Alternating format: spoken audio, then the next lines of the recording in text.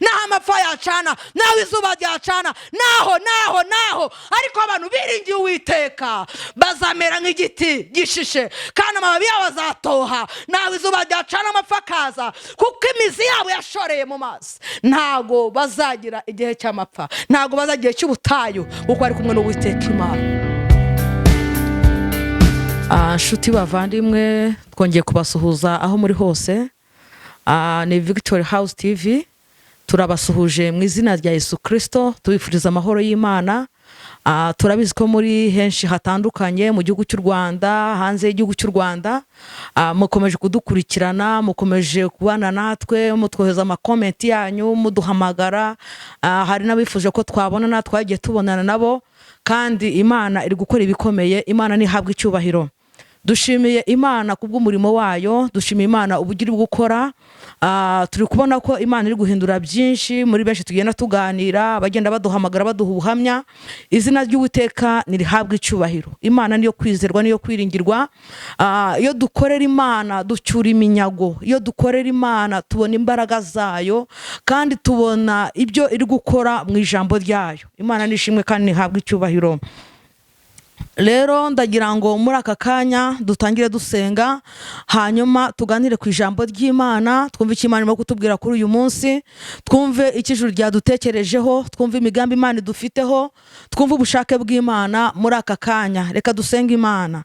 Data mwiza, mu izina rya Yesu Kristo, Mana yo kwizerwa, Mana yo kwiringirwa, Mana ifite imbaraga, Mana ifite ububasha n'ubushobozi, twongeye kugushima kandi twongeye kuguhimbaza, twongeye kubaha izina ryawe. Mana urakomeye, uri hejuru ya byose, uri ibyiringiro bitadukoza isoni, uri imbaraga zacu, uri amahoro yacu, uri ubuhungiro bukomeye. Turagushimiye, izina ryawe nirihabwe icyubahiro. Uyu ni wa mwanya mwiza wo kumva ijambo ryawe. Ijambo ryawe ryaremye byose, ijambo ryawe ryashyizeho byose, ijambo ryawe ni ubuzima muri twebwe, ijambo ryawe ritubeshejeho, ijambo ryawe riradutungishije. Mu izina rya Yesu Kristo wa Nazareti, Mana turagushimiye kubw'ijambo ryawe tugiye kumva muri aka kanya.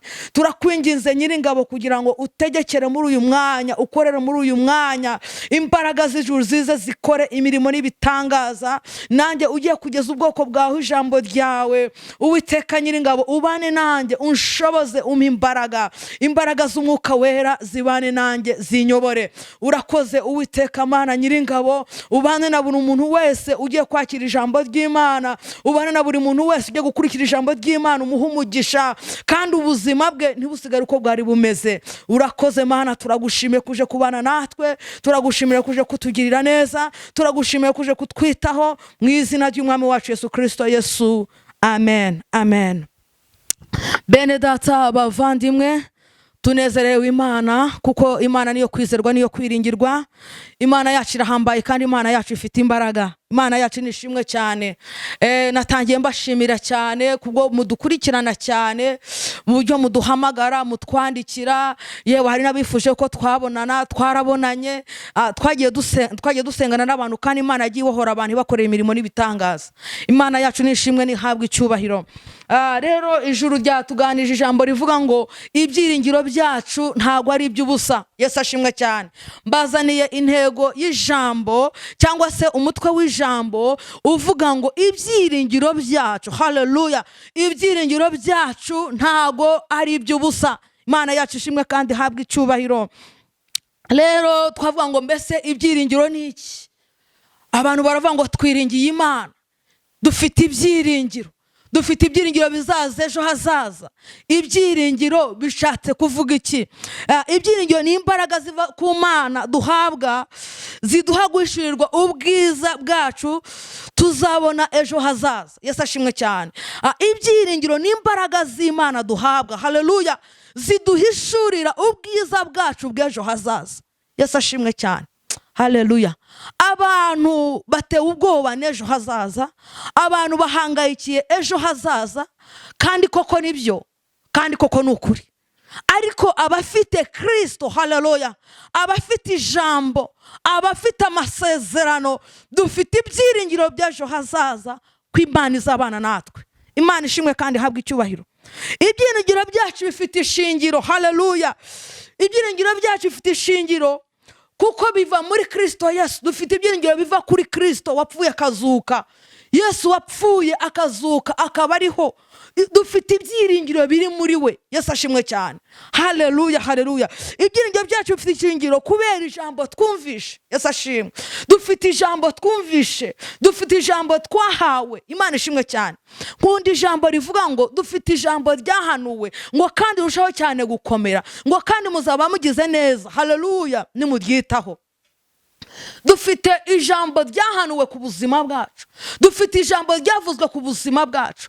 Iryo jambo twahawe, iryo jambo twizeye, iryo jambo twiringiye riduha ibyiringiro bitanyeganyezwa. Imana ishimwe cyane kandi habwe icyubahiro. Bene data, ibyiringiro byacu ntago ari iby'ubusa. Ibyiringiro byacu by'ejo hazaza ntago ari iby'ubusa. Ibyiringiro byacu hazaza bizatugeza ahantu hakomeye. Imana ishimwe cyane. Narivuze ngo dufite ijambo ryahanuwe. Iryo jambo niryo rituma tubyuka, iryo jambo niryo rituma turya, iryo jambo niryo rituma tubaho, iryo jambo niryo ridutungishije. Dufite ijambo ridukomereza ibyiringiro. Haleluya. Mwene data, ndagira nkubwira ngo ibyiringiro byawe ntago ari iby'ubusa. Haleluya, haleluya. Nkunda ijambo riri muri Yohana igice cya mbere ku murongo wa 12. Reka tuhasome. Haravuga ngo icyakora abamwemeye bose bakizera izina rye yabahaye ubushobozi bwo kuba abana b'Imana. Ngo abo ntibabyawe n'amaraso cyangwa n'ubushake bw'umubiri cyangwa n'ubushake bw'umugabo, ahubwo babyawe n'Imana. Yesu ashimwe cyane. Bene data, dufite ijambo ryahanuwe ku buzima bwacu, dufite ijambo ryavuzwe ku buzima bwacu. Imana nishimwe kandi ihabwe icyubahiro. Ngo icyakora abamwemeye bose bakizera izina rye yabahaye ububasha n'ubushobozi bwo kuba abana b'Imana. Niba turi abana b'Imana rero dufite ibyiringiro byacu by'ejo hazaza. Haleluya. Dufite ibyiringiro bitanyeganyezwa, dufite ibyiringiro bikomeye. Yesu ashimwe kandi ahabwe icyubahiro. Haleluya. Ngo abo ntibabyawe n'amaraso ngo cyangwa n'ubushake bw'umugabo bw'umubiri cyangwa ubushake bw'umugabo, ahubwo babyawe n'Imana. Kuko twabyawe n'Imana. Haleluya. Ni ukuvuga ngo identite yacu yarahindutse. Haleluya. Inkomoko yacu yarahindutse. Turi abana b'ijuru. Haleluya. Turi abana b'Imana. Ibyo ni ibyiringiro bidukomeza muri ubu buzima. Haleluya. Ibi ni ibyiringiro bidukomeza muri uru rugendo. Haleluya. Kuba uri umwana w'Imana. Haleluya. Dufite identite idasanzwe, dufite identite ikomeye, dufite irangamuntu. Iyo rero dufite tugendana muri ubu buzima nidutera ibyiringiro. Haleluya. Nidutera ibyiringiro bikomeye. Mwene data, nkubwira ngo ibyiringiro ufite ntago ari iby'ubusa. Ibyiringiro ufite bizakugeza ejo hazaza, bizatuma uhishurwa ubwiza bwawe buzaza bw'ejo. Imana ishimwe cyane. Abantu bafite ubwoba, abantu baraye badasinziriye kuko babuze ibyiringiro. Ariko wowe ufite ibyiringiro, mwene data, ndagira nkubwira ngo komera kandi ushikame. Iyavuganye nawe niyo kwizerwa, no kubikora izabikora. Imana ihabwe icyubahiro. Imana niyo kwizerwa, Imana niyo kwiringirwa. Niba turi abana b'Imana, haleluya, niba tutarabyawe n'umubiri, tutarabyawe n'ubushake bwa data, tukaba twarabyawe n'Imana, twitwa abana b'Imana, dufite ijambo ridukomereza ibyiringiro kuko turi abana b'Imana. Oh, haleluya, haleluya. Dufite ijambo ritanyeganyezwa. Imana ishimwe cyane, naryo ritubera ibyiringiro. Hari ijambo riri mu Baheburayo ibice 10 ku murongo wa 23 rivuga ngo mukomeze kwatura ibyiringiro byanyu mutanyeganyezwa kuko yasezeranye namwe ariyo kwizerwa. Yesu ashimwe cyane. Hakunda irindi jambo riri muri Timoteyo wa 2 ibice 2 ku murongo wa 13 ngo nubwo tutizera ngo wahora ari uwo kwizerwa. Haleluya. Kuko atajya abasha kwivuguruza. Sifa kwa Mungu. Haleluya. Ngo nubwo twe tutizera nguwo ahora ari uwo kwizerwa, ngo kuko ntago ajya abasha kwivuguruzwa. Bene data, dufite ibyiringiro mu ijambo bitavuguruzwa. Ngo dukomeze kwatura ibyiringiro byacu tutanyeganyezwa muri ubu buzima turimo, muri imibereho turimo, muri ubu buzima bugoye. Twiringiye ijambo ry'Imana. Yesu ashimwe cyane. Twiringiye amasezerano Imana yaduhaye, twiringiye ijambo Imana yatuvuzeho. Ngo nubwo twebwe tutababo kwizerwa, ngo ariko yo ngo ihora ariyo kwizerwa, ngo kuko ntago ujya yivuguruza. Bene data, bavandimwe, nshuti z'umusaraba, ndagira ngo mabwira ngo muzamure ibyiringiro byanyu, mwizere Imana kandi mwiringire Imana. Yesu ashimwe cyane. Nta muntu wiringiye Imana ujya ukorwa n'isoni, nta muntu wiringiye Imana ujya umwara, nta muntu wiringiye Imana ujya wikorera amaboko ngo naho igiti cyatemwa. Oh haleluya. Bene data bavandimwe, nshuti z'umusaraba, ndagira ngo mbabwire ngo mukomeze ibyiringiro byanyu mutanyeganyezwa, kuko yasezeranyije namwe niyo kwizerwa. Imana ishimwe cyane. Tugiye gusoma ijambo ry'Imana dusanga muri Zaburi ibice 20. Imana ishimwe cyane. Ibice 20 ku murongo wa 8. Reka dusome mu izina rya Yesu. Haravuze ngo bamwe biringira amagare, abandi biringira amafarashi, ariko twebweho, haleluya haleluya, twebweho tuzavuga izina ry'Uwiteka Imana yacu. Reka dusomera ku murongo wa 9. Barunamye baragwa, ariko twebweho tuhagurutse turema. Yesu ashimwe cyane. Iri jambo dusanze muri iyi Zaburi ryavuzwe n'umugaragu w'Imana Dawidi. Yesu ashimwe.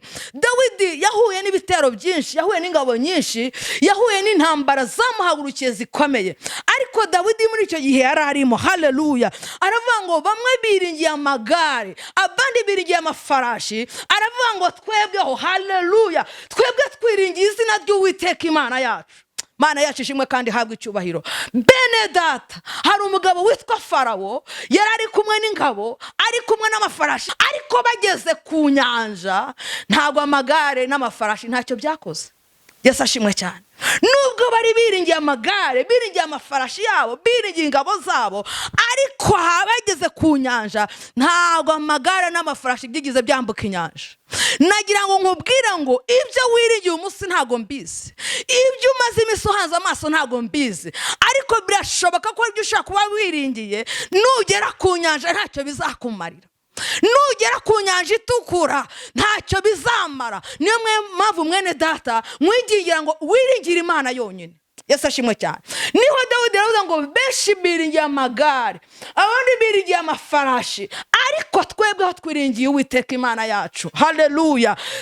Farawo n'ingabo ze n'amagare n'amafarashi Uwiteka abimariye mu nyanja igihe bari bakurikiye ubwoko bw'Imana. Nagira ngo nkubwire ngo amagare n'amafarashi bijya binanirwa. Yesu ashimwe cyane. Amagare n'amafarashi hari aho bitagera. Ushobora kuba ufite amafaranga ariko ukagira ikibazo kitakemurwa n'amafaranga. Ushobora kuba ufite abana ariko ukagira ikibazo kitakemurwa n'abana. Ushobora kuba ufite ubutunzi ariko ukagira ikibazo kitakemurwa n'ubutunzi. Ariko niwiringira Imana, Yesu ashimwe cyane, niwiringira Imana, ukizera Imana, ukegera Imana, Imana izakora ibikomeye mu buzima bwawe. Yesu ashimwe kandi ahabwa icyubahiro. Haleluya. Reka dusome indi jambo riri muri Zaburi 125. Mana yacu nishimwe kandi nihabwa icyubahiro. 125, reka tuhasome. Turahera ku murongo wa 1. Haravuga ngo abiringiye Uwiteka bameze nk'umusozi wa Siyoni utabasha kunyeganyezwa, ahubwo uhora uhamye iteka ryose. Haleluya. Ngo nkuko imisozi igose Yerusalemu, ngo niko Uwiteka agosa abantu be, ngo uhere none ukageza iteka ryose. Imana ishimwe cyane. Bene data bavandimwe, ijambo ry'Imana rivuga ngo abiringiye Uwiteka bameze nk'umusozi wa Siyoni. Imana ishimwe cyane. Abantu biringiye Imana, Imana ibareba mu maso yabo nk'umusozi wayo witwa Siyoni. Imana ishimwe cyane. Abantu biringiye Imana, Imana ibitegereje, iyo Imana ibarebye ibabona nk'umusozi umeze nka Siyoni, umusozi wayo, ngo bameze nk'umusozi wayo Siyoni. Imana ishimwe cyane. Ngo kandi utabashika kunyeganyezwa. Yesu ashimwe cyane. Bene data mukanya nababwiye ngo iyo dufite ibyiringiro twizeye twiringiye Imana ntago tubasha kunyeganyezwa. Hanyuma Imana iratubwiye ngo iyo tubonye itubona nk'umusozi wayo witwa Siyoni, ngo kandi uwo musozi ntago ujya ubasha kunyeganyezwa. Haleluya. Reka mbabwire, umusozi waberaho intambara, umusozi bawutwika, umusozi basenya amazu uriho, umusozi bawurasaniraho, umusozi bawukoreraho ibintu byinshi, ariko toujours dusanga umusozi uhari. Yesu ashimwe cyane. haleluya. Umusozi ni ikintu kitanyeganyezwa. Noneho Imana ntabwo turebera mu misozi tuzi hano muri iyi si. Hari imisozi myiza yewe ifite n'ubwiza nyaburanga n'abantu batembereraho. Hari n'umusozi ugira ngo wa mbere witwa Everest, hari niba ntibeshye, niwo musozi wa mbere ku isi. Ntabwo Imana yatwitiranyije nawe, ahubwo Imana arebye abantu bayiringiye, haleluya. Ireba abantu bayiringiye, iravuga ngo abanyiringiye, haleluya, bameze nk'umusozi wanjye witwa Siyoni. Mana ishimwe. Tumeze nk'umusozi Siyoni mu maso y'Imana. Tumeze nk'umusozi utanyeganyezwa. Hari byinshi binyeganyeje abantu muri iyi minsi. Hari ibintu abantu bakuye mu kwizera. Hari abantu baguwe nabi, hari abantu bihebye, hari abantu barize, hari abantu babuze uko babigeza, babuze icyerekezo. Ariko abafite ibyiringiro muri Kristo Yesu, abafite ibyiringiro ntabwo tujya tunyeganyezwa. Abafite naho imvura yagwa, naho izuba ryacana, naho twaca mu muriro, naho twaca mu mazi atemba, dufite ibyiringiro bitanyeganyezwa. Sifa kwa Mungu. Tumeze nk'umusozi Siyoni, umusozi w'Imana. Mana ishimwe kandi habwa icyubahiro. Tumeze nk'umusozi Siyoni, umusozi utanyeganyezwa. Yesu ashimwe cyane. Bene data, ijambo ry'Imana riravuga ngo tukiri mu isi dufashe igihe mu ntambara. Kandi koko niko. Ntabwo nzi umuntu wagiye akaryama agasara akavuga ngo nageze iyonja. Ariko reka nkubwire, nubwo dufashe igihe mu ntambara, ibyiringiro byacu ntabwo ari iby'ubusa. Nubwo dufashe igihe mu ntambara, ibyiringiro byacu bizaduha ubwiza bw'ejo hazaza. Yesu ashimwe cyane. Ibyiringiro byacu bizatugezaho kwifuzwa. Ibyiringiro byacu bizatugezaho abandi bananiwe kugera. Mwene data, ibyiringiro byawe ntabwo ari iby'ubusa. Komeza wiringire Imana, komeza ube hafi y'Imana, komeza utumbire Imana. Ndagutangariza ko ibyiringiro byawe atari iby'ubusa. Oh haleluya, haleluya. Mana ishimwe kandi habwa icyubahiro. Ngo nk'uko imisozi igose Yerusalemu, ngo niko Uwiteka agose abantu be, ngo uhereye none ukageza iteka ryose. Yesu ashimwe cyane. Abantu biringiye Imana bagoswe n'Imana. Haleluya. Ntabwo twitaye ku bitugose, ntabwo twitaye ku bituzengurutse, ahubwo tugoswe n'imbaraga z'Imana. Tugoswe n'Imana yacu y'inyamaboko, tugoswe n'Imana yacu y'inyembaraga. Kuko ijambo ry'Imana riratubwiye ngo nk'uko imisozi igose Yerusalemu, niko Uwiteka agose abantu be. Yesu ashimwe cyane. Mwene data muvandimwe, uyu munsi uri mu mubare w'abiringira Imana. Aho ntiwataye ibyiringiro, aho ibyiringiro byawe ntibyarangiye, aho ibyiringiro byawe ntibyashize. Ariko nayo nkubwira ngo uyu munsi wongere wiringire Imana, wongere umutima uzamura imbere y'Imana, wiringire Imana, kuko ibyo byiringiro ntago bizagukoza isoni. Mana ishimwe cyane. Reka dusome ijambo ry'Imana dusanga hano muri Yeremiya ibice 17, turahera ku murongo wa 7. Imana ishimwe cyane, Imana ihabwa icyubahiro. Reka dusome 17, hanyuma dusome ku murongo wa 7. Haravuze ngo hahirwa umuntu wizera Uwiteka, Uwiteka akamubera ibyiringiro, ngo uwo muntu arahirwa. Yesu ashimwe cyane. Ngo hahirwa umuntu wizera Uwiteka, Uwiteka akamubera ibyiringiro, kuko azahwana egari n'igiti cyatewe hafi y'amazi, gishorera imizi mu mugezi, ntikizatinya amapfa nacana, ahubwo ikibabi cyacyo gizahorana itoto, ntikizita ku mwaka wacanyemo amapfa, kandi kizareka kwera imbuto zacyo. Imana ishimwe cyane. Aya magambo yanditswe n'umuhanuzi Yeremiya, aravuga ngo umuntu wiringiye Uwiteka, haleluya, ngo Uwiteka akamubera ibyiringiro, wizeye Uwiteka, Uwiteka akamubera ibyiringiro, ngo azahwana n'igiti cyatewe hafi y'amazi, ngo noneho imizi yacyo ishorera mu mugezi. Yesu ashimwe cyane. Haleluya. Bene data, ndagira ngo mvuge gato kuri iki giti. Iki giti cyashoreye imizi mu mugezi. Yesu ashimwe cyane. Ngo iki giti rero, ngo naho amapfa yacana, nubwo byaba muri corona, nubwo abantu bahagwarikwa mu tuzi, nubwo abantu business zakanga, nubwo izuba ryacana cyane amapfa kaka, aba bantu imizi yabo izashorera mu bigezi. Sifa kwa Mungu. Kwiringira Imana nibyo giciro. Ngo hahirwa umuntu wiringiye Imana, wizeye Imana, ngo Uwiteka akamubera ibyiringiro, ngo azamera nk'igiti. Ndakwifuriza kumera nk'igiti gishoreye imizi yacyo mu migezi. Yesu ashimwe cyane. Ngo ntago iki giti kizakangwa n'izuba, ntago kizakangwa n'amapfa. Yesu ashimwe cyane. Bene data ndagira ngo mbabwire ngo izuba ryisha abantu, amapfa yisha abantu, ariko abantu biringiye Imana. Yesu ashimwe cyane. Abantu biringiye Imana, sifa kwa Mungu. Yesu ashimwe cyane. Abo ni abantu biringiye Imana mu gihe cy'amapfa. Sifa kwa Mungu. Abantu biringiye Imana mu gihe cy'izuba ricanye, mu gihe cy'amapfa acanye, umunyantege aravuga ngo ndakomeye.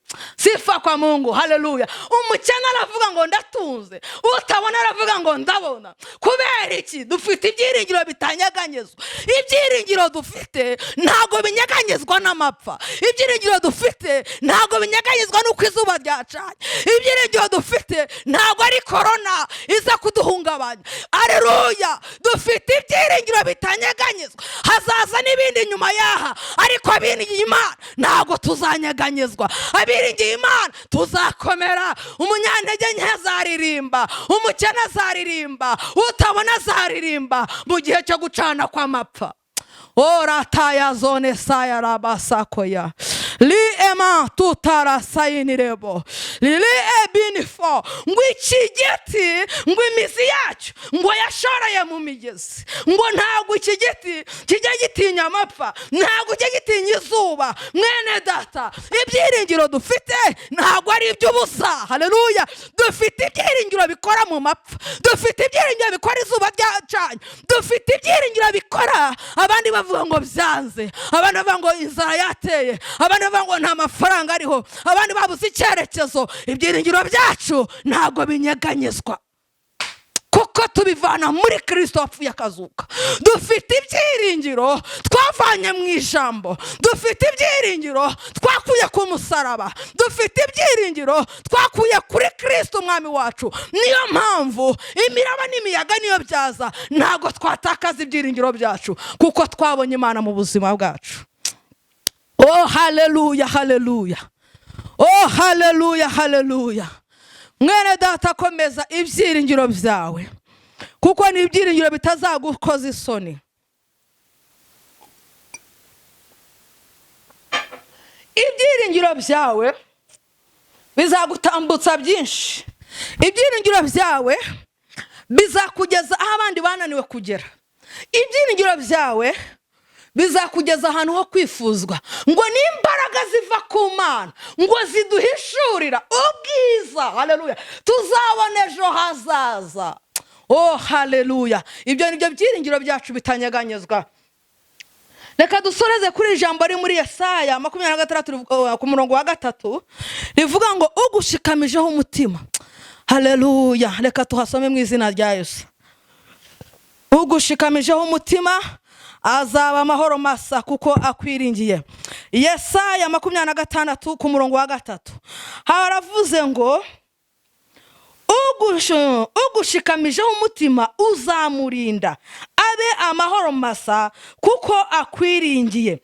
Ngo mujye mwiringira Imana iminsi yose, kuko umwami Jehova nyine ari we rutare ruhoraho iteka ryose. Amen.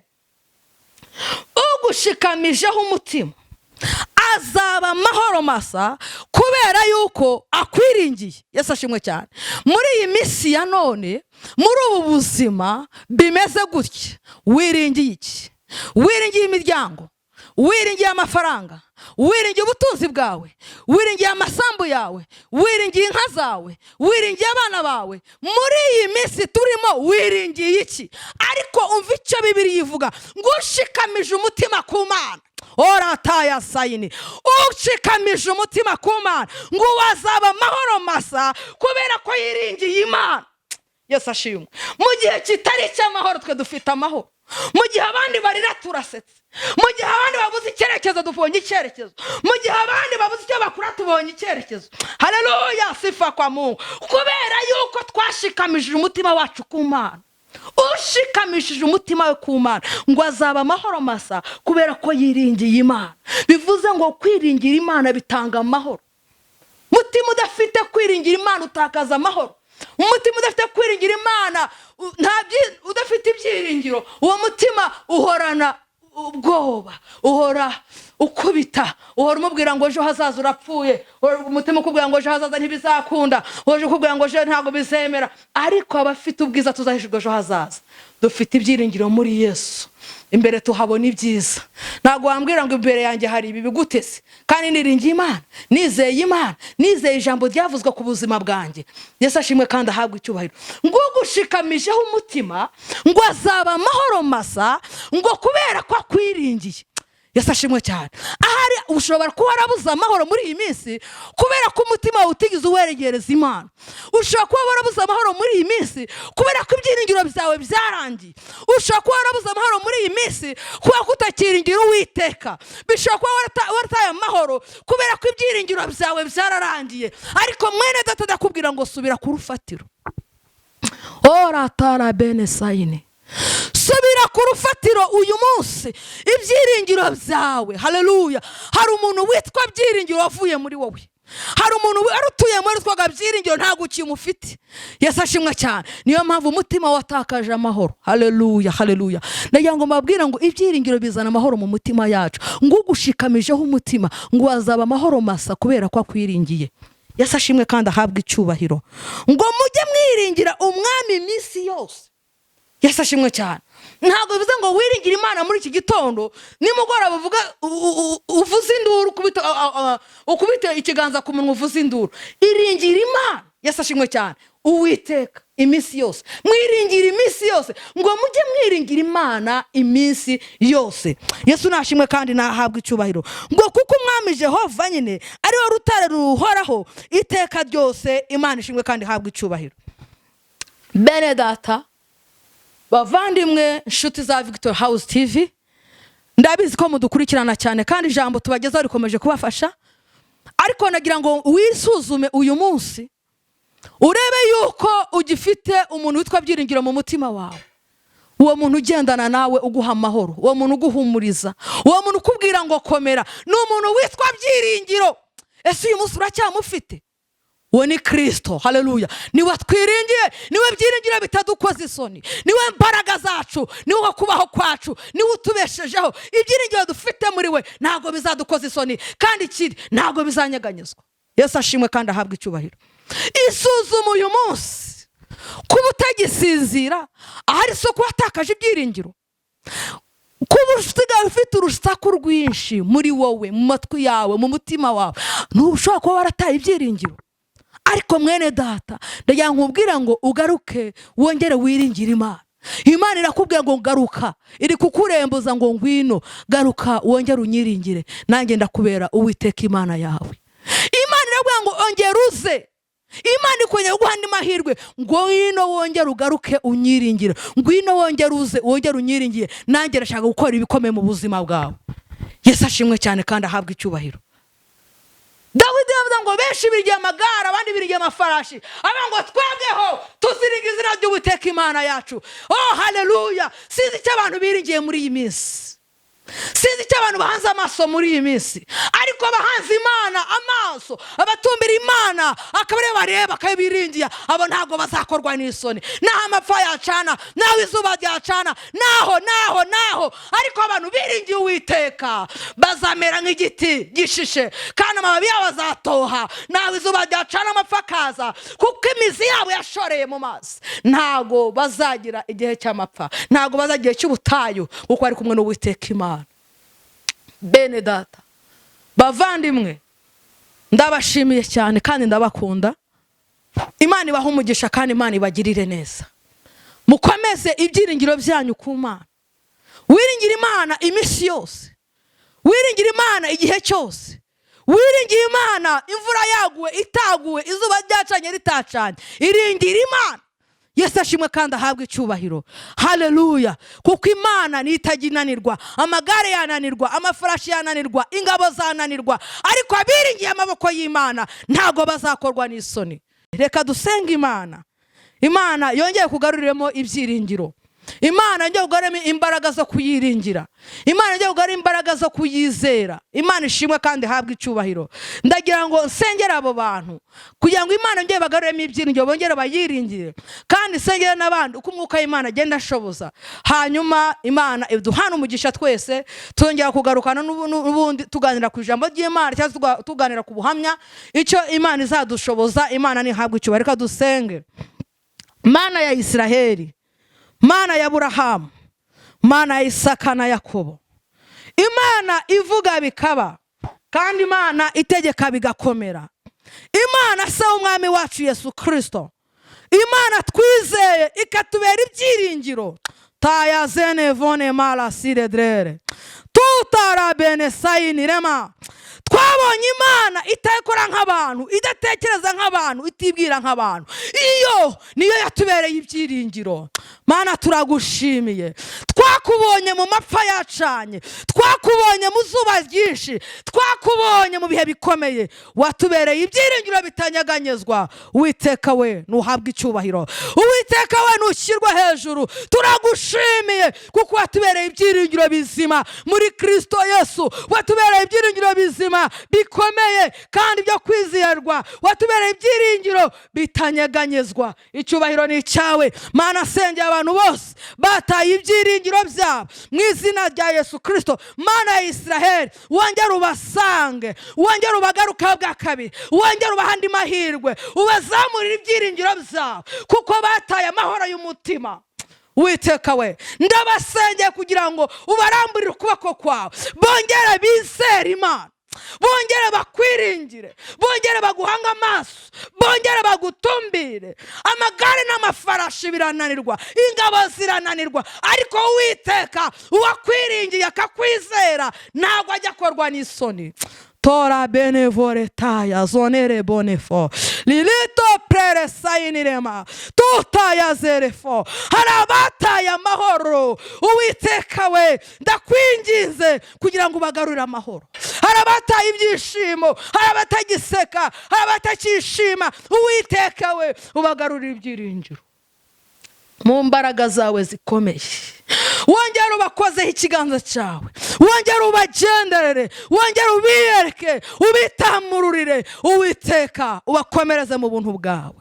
Urakoze Mana, turagushimiye. Urakoze Uwera wa Isiraheli, urakoze ko wumvishe gusenga kwacu. Mana, izina ryawe nirishimwe, izina ryawe nirihabwe icyubahiro. Tukweretse n'abandi bose Uwiteka bagukeneye. Hari abarwayi baruhijwe n'uburwayi bwabo, hari abakene, hari imfubyi n'abapfakazi, hari abatagira shinge na rugero, hari abagutakira ku manywa na nijoro. Turabasengera bose Mana kugira ngo ubarambure ukuboko kwawe, ubiyereke nk'Imana, ubageraho nk'inyembaraga, ubatabara, ubahoze amarira mu izina rya Yesu. Abarwayi uburwayi butandukanye, uburwayi bw'umutwe, uburwayi bw'umugongo, uburwayi bwo mu nda, uburwayi bw'amaguru, kanseri n'izindi ndwara zose z'ibyorezo, Mwami turasenze kugira ngo ubakize mu izina rya Yesu. Jambo ryawe riravuga ngo ndi umukiza kandi ndakiza nkabigaragaza. Reka imbaraga zawe zikiza zimanukira mu bitaro bitandukanye. Witeka kubohora abantu bawe abo Satani yari yacukuriye. Turabasengeye, iva zabo turazisibye. Abo Satani aragiye kwiba tubagaruye mu buzima mu izina rya Yesu. Witeka Mana igaragaze nk'Imana, garagaze nk'inyembaraga mu izina rya Yesu. Abari bagiye kubagwa turabasengeye Mana, ko ari ibitangaza ku buzima bwabo mu izina rya Yesu. Uri Imana ikiza, uri Imana ibohora, uri Imana ikora ibitangaza. Turagushimye kuko uri Imana. Ugere mu mazu y'imfubyi n'abapfakazi, Uwiteka ubanezereze, Uwiteka ubasetse, ubaremera amashimwe mu kanwa kabo, batagira shinge na rugero. Ubaremere kuko uri Imana ifite imbaraga, ubaremere kuko uri Imana y'inyamaboko, ubaremere kuko uri Imana ikomeye. Uwiteka nabo bahagarare bagushime. Urakoze, turagushimiye. Komeze kuturinda twese nk'Abanyarwanda, komeze kubana natwe, igihugu cyacu komeze kugiha amahoro, kandi ukomeze kuturindira abayobozi, komeze kubagirira neza ibihe byose. Twese nk'Abanyarwanda komeze kuduha umugisha ku buntu bwawe. Tuyamaje dushima twizeye mu izina ry'Umwami wacu Yesu Kristo. Urakoze Yesu. Amen. Amen.